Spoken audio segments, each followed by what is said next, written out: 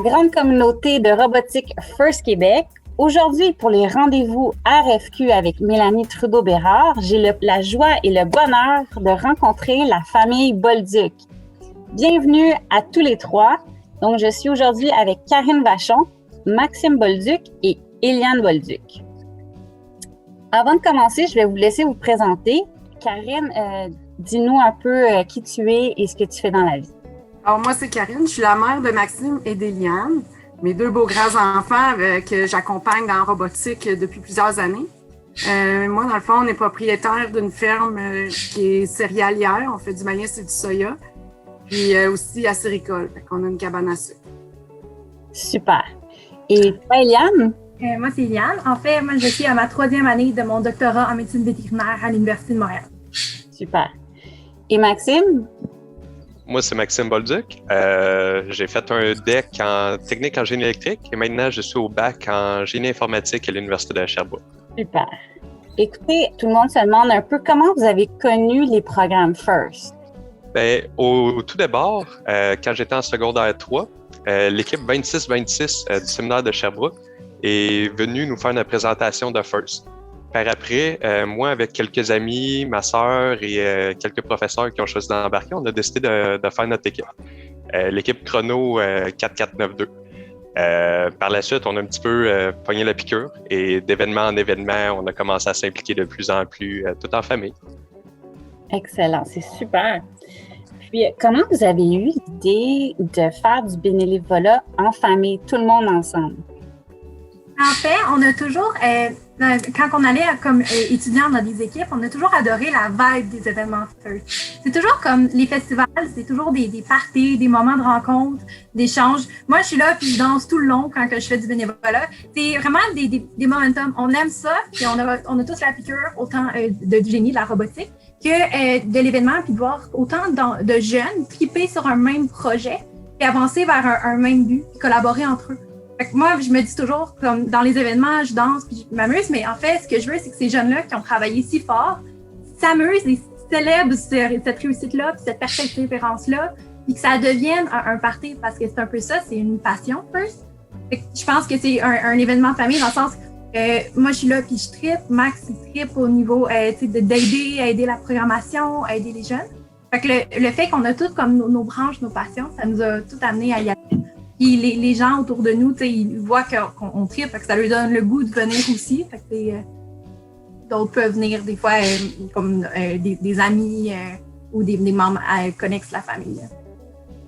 Si je peux ajouter, moi comme parent, c'est certain que dans nos valeurs, on a toujours eu de s'impliquer dans nos communautés, puis d'amener du positif autour de nous, de donner au suivant aussi. Fait que moi, je pense que la robotique chez nous, autant pour Maxime que pour Éliane, ça a été vraiment des volets tournants, autant dans leur profil scolaire que comme personne.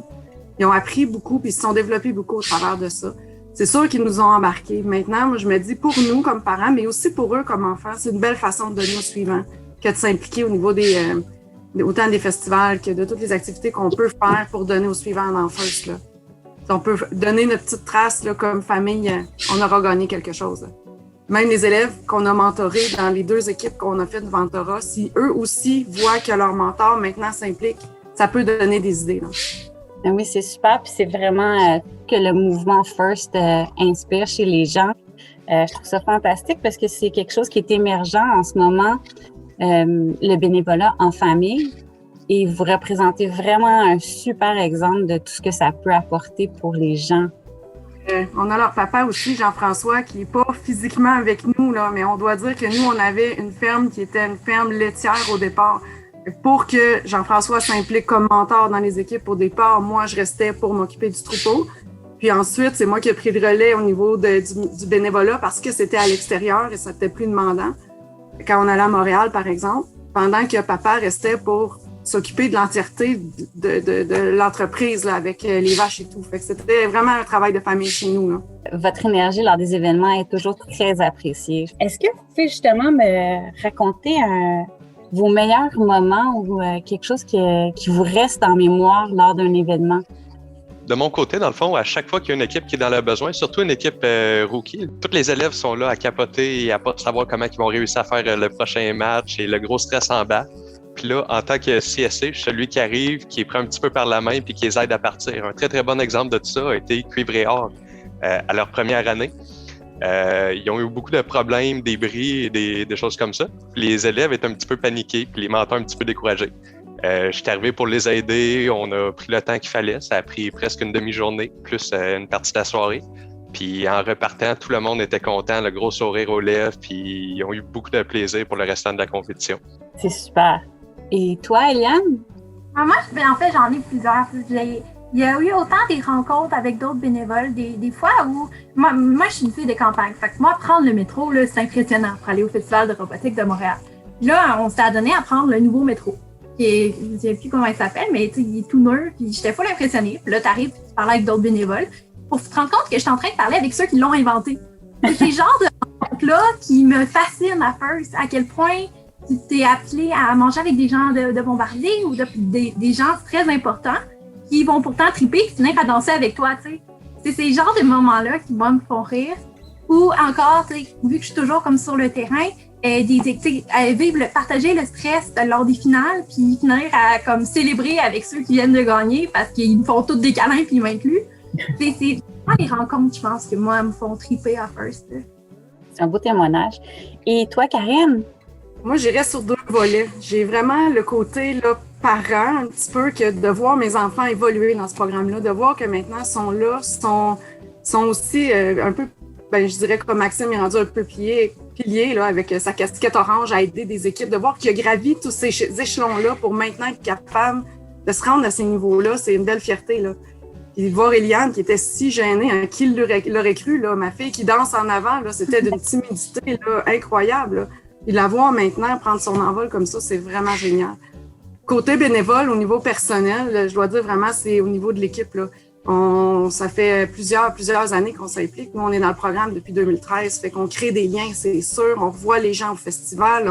On a le goût d'y aller là, pour voir la gang, pour voir le monde. Puis, moi, je suis souvent, mettons, celle qui va faire la circulation des équipes directement dans la zone là, où les matchs. Puis de voir les jeunes qui reviennent année après année, là, qui te font des tapes dans le dos, qui sont contents de te revoir, puis qui viennent te dire que c'est rassurant pour eux de savoir que tu es là, que tu vas bien les guider, puis qu'ils vont bien rentrer tout en s'amusant. C'est vraiment merveilleux, là. Je sais que vos témoignages vont vraiment inspirer tout le monde dans la grande communauté de First. C'est sûr que les événements vont revenir bientôt. À tous ceux qui sont étudiants en ce moment, pensez à venir faire du bénévolat. C'est aussi gratifiant qu'être étudiant. Malgré l'année de pandémie qu'on a, c'est difficile, mais il faut se retrousser les manches, travailler en équipe pour les prochains événements. Là. Autant comme étudiant que comme bénévole, c'est la clé. Et moi, personnellement, j'ai fait le pont d'étudiant à bénévole. Parce que j'avais plus le temps, j'avais beaucoup de projets en parallèle, puis être étudiant, c'était trop demandant. Mais je n'étais pas capable de mettre une croix sur First parce que cette passion-là, ce moment-là reste. Je trouve que quand tu arrives au cycle supérieur dans des programmes universitaires, des fois connexes, différents, très demandants, le bénévolat, c'est vraiment une belle façon de spot momentanément, de t'accorder une pause dans tes études, puis retrouver avec une vieille passion, même si tu n'as pas le temps d'être mentor pour une équipe à temps plein ou autre. C'est excellent. Je vous remercie beaucoup. C'est vraiment le fun d'avoir pu partager ce moment avec vous. À tous les deux, je vous souhaite de persévérer et de ne pas lâcher dans vos études. Je pense que vous êtes bien partis. Vous êtes bien entourés aussi. Puis, Karine, merci beaucoup d'avoir partagé avec nous. C'est vraiment le fun. Puis, lâchez pas. Revenez nous voir dans les événements. C'est pas la même chose sans vous. C'est certain qu'on va être là dans les prochaines années. Merci à la famille Bolduc. J'espère que la communauté robotique First Québec a su être inspirée par ce beau témoignage et je vous dis au prochain podcast. À bientôt!